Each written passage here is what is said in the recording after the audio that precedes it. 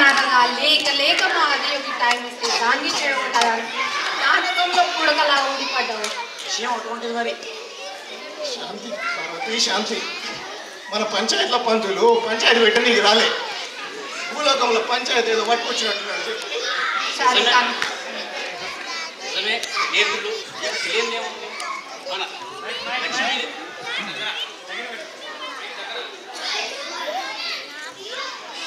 మన విష్ణుమూర్తి లక్ష్మీదేవి భూలోకానికి రావటం, చిన్న చిన్న పంతాలకు పోవటం, లక్ష్మీదేవి తన ప్రతాపం చూపించడం, చివరికి సీన్ కట్ చేస్తే భూలోకంలో కాసులు కరువు జరిగింది. ఏంటి లక్ష్మి చెప్పా పెట్టకుండా భూలోకంకి వెళ్ళిందా? నువ్వు కాస్త ఆగమ్మా, ఇప్పుడు కొత్తలో వద్దు. ఈ పంచాయతీ ఏదో చూద్దాం మొదలు. మొత్తానికి ఓట్లు రద్దయ్యాక జనాలంతా రాత్రి పగలు బ్యాంకులు ఏటీఎంలు చుట్టూ తిరుగుతున్నా పాత నోట్లు మార్చలేక కొత్త నోట్లకు చిల్లర దొరక్క తెగ ఇబ్బంది పడిపోతున్నారు. అందుకే కూడా ఈ విషయాన్ని మీరే కొంచెం పరిష్కరించాలి. అర్థమైంది నారదా. తెలుసో తెలియకో భూలోకంలో మనుషులకి విటమిన్ ఎం మీద పెద్ద పంచాయతీ పెట్టిరు. ఈ పంచాయతీ అదంతా మన భూలోకం నుంచి దేవలోకం రాకముందే మనందరం వెళ్ళి దీన్ని సరిచేయాలి. పోదాం పద. వస్తావా పార్వతి?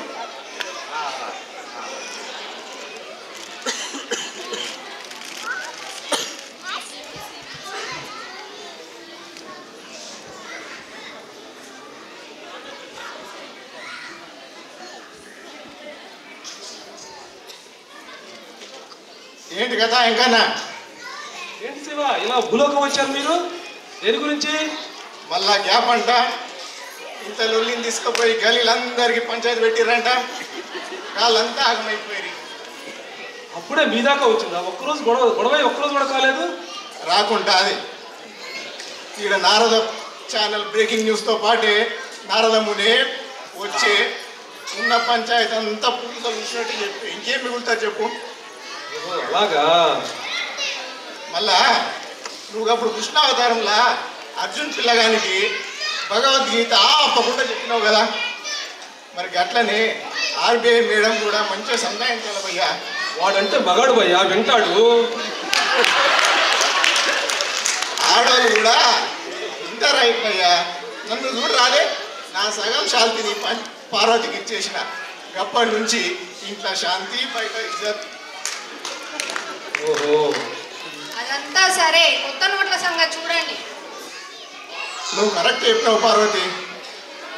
చూడేంకన్నా పార్వతి చెప్పినట్టే ఆడలొల్లి అంతా సప్లై లేదు. ఇప్పుడు ఆర్బీఐ మేడంతో ఆచార్యులు కూడా ఆర్బీఐ మేడం దగ్గరనే ఉన్నది. అందువల్ల నువ్వు జల్దీన మేడంతో సంధాయించాలి, చక్క వేసుకోవాలి. అర్థమైందా? చూస్తుంటే ఈ సమస్య సామాన్యంగా లేదు. ఒక్కసారి లక్ష్మిని బుజ్జగించి బ్రతిమాలి మంచిగా చేసుకోండి. హలో లక్ష్మి. హలో లక్ష్మి. చెప్పండి. నేను పుష్పక విమానంలో ఉన్నాను, మా పుట్టింటికి వెళ్ళిపోతున్నాను. అదేంటి సడన్ గా ఇంత నిర్ణయం తీసుకున్నావు? ముందే చెప్తే గరుడ బుక్ చేసేవాడు కదా. ఎంత ఖర్చు ఉంటుంది తెలియదా నీకు? చూడండి హస్బెండ్ గారు, సర్జులు అప్పులు మీకు నాకు కాదు. సరేలే మా బంగారు, మాట్లాడదాంరా. ఒకసారి ఇంటికి రా. నో కుదరదు అంటే కుదరదు, నేను రానంటే రాను. ప్లీజ్ ప్లీజ్ బంగారం ప్లీజ్. ఓకే, ఆలోచిస్తాను.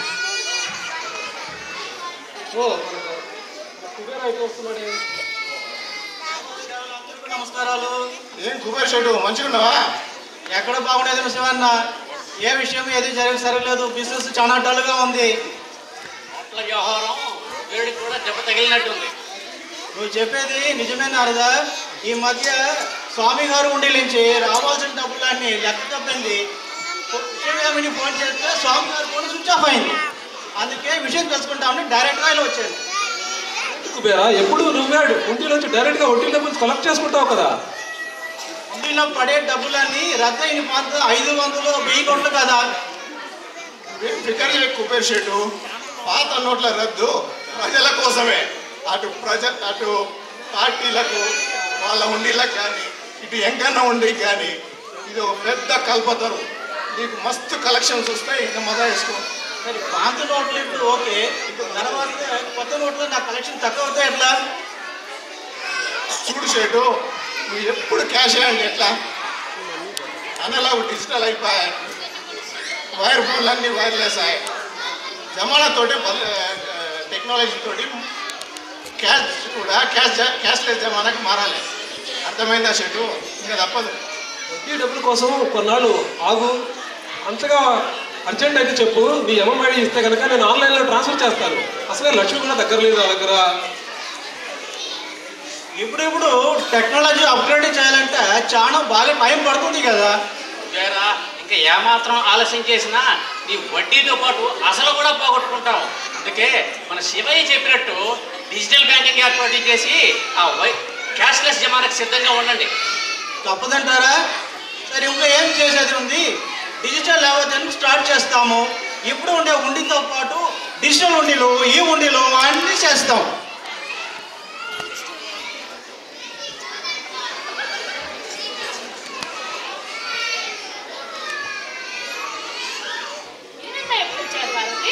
మీ లొల్లి తెలిసి ఇంకొచ్చినాం. ఏ నారదా, విషయం అక్కడి వరకు తీసుకెళ్ళావు అన్నమాట. నారాయణ నారాయణ. ఏంటి సార్, ఫోన్ చేసి మరీ పిలిపించారు, ఏంటి విషయం? అదేంటి లక్ష్మి, ఇంత సడన్గా చెప్పా పెట్టకుండా అంత పెద్ద నిర్ణయం తీసుకున్నావు? అక్కడ కొత్త నోట్లు దొరక పరిస్థితి, జనాల పరిస్థితి ఏంటి? చూడండి మిస్టర్ హస్బెండ్ గారు, మీరు 2 విషయాల్లో నన్ను హర్ట్ చేశారు. 1, మీరు డేట్ మిస్ చేసి మీ మిస్సెస్ని హర్ట్ చేశారు. 2, మీ గర్వంతో నాలో ఒక ఫెమినిస్ట్ నిద్రలేపారు. మీ గొప్ప మీరు చూపించుకున్నారు, నా సత్తా నేను చూపించుకున్నాను. నేను చెప్పిన దానికి నువ్వు చేసిన దానికి ఏమైనా సంబంధం ఉందా లక్ష్మి? Oh really? ఒక్కసారి ఏటీఎంల ముందు, బ్యాంకుల ముందు జనాల క్యూ చూసినా మీకు పరిస్థితి అర్థం కాలేదా? నా భక్తులు, మీ భక్తులు, అందరి భక్తులు నా దర్శనం కోసం గంటలు, రోజులు తరబడి ఎదురు చూస్తున్నారు. బట్ నా కటాక్షం లభిస్తుందో లేదో కూడా గ్యారెంటీ లేదు. ఇవాళ కాకపోతే రేపు, రేపు కాకపోతే ఎల్లుండి. ఇది గొప్పదనం అంటే. డిమానిటైజేషన్ అని మీరంటారు, డామినేషన్ అని మేమంటాం.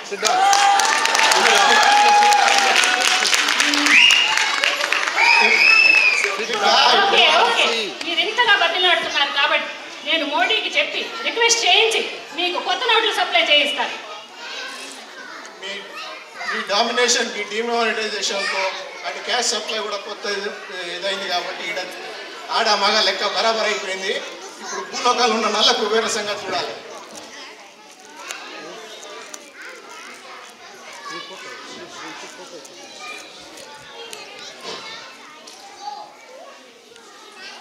అబ్బా, ఈ నల్ల డబ్బు ఎన్ని బినామీ అకౌంట్లలో సెటిల్ చేసినా సరే ఇంకా మిగిలిపోతుంది.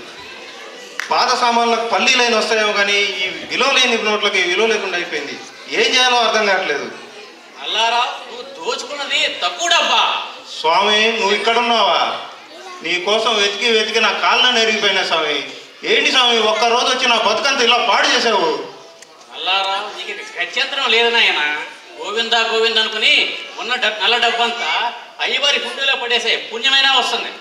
ఏం చెప్పమంటావు స్వామి, నా బతుకు గంజిలో పడ్డ ఎలకలాగా అయిపోయింది. నువ్వు చేయబట్టి ఇంకా తప్పదంటావా? అంతేనా? నా మొక్కు ఏదో తీర్పిస్తా అని నా మొక్కు తీర్చడానికి ఇంత పెద్ద స్కెచ్ చేస్తావు అనుకోలేదు నేను. మొక్కు తీరటం ముఖ్యం నల్లారావు, ఏ రకంగా అనేది కాదు. ఇంకా తప్పదు, వేసే. ఇలా పంచుల మీద పంచులు కొట్టే నా పంచంతా కూడా తీసావు స్వామి నువ్వు. అయ్యా ఏడుకొండలవాడా, ఇంకా ఈ జన్మకైనా ఈ నల్లధనాన్ని తీసుకొని మరు జన్మలైనా నాకు తెల్లధనం ప్రసాదించు స్వామి. గోవిందా గోవిందా. లెక్క మొదలుపెట్టు. వడ్డీ సంగతి పక్కన పెట్టండి.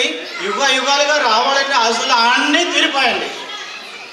ఇట్లా ఇప్పుడు భూలోకంలో కూడా నల్లధనం అంతా తెల్లధనం అయిపోయింది. ఇప్పుడు ఆ నల్లధనం వల్ల కూడా పోయింది. ఇంకా చూశారుగా, దీన్ని బట్టి మనకు అర్థమైంది ఏంటంటే మన విష్ణుమూర్తి లక్ష్మీదేవుల గొడవ కూడా లోక కళ్యాణం కోసమే. శుభం.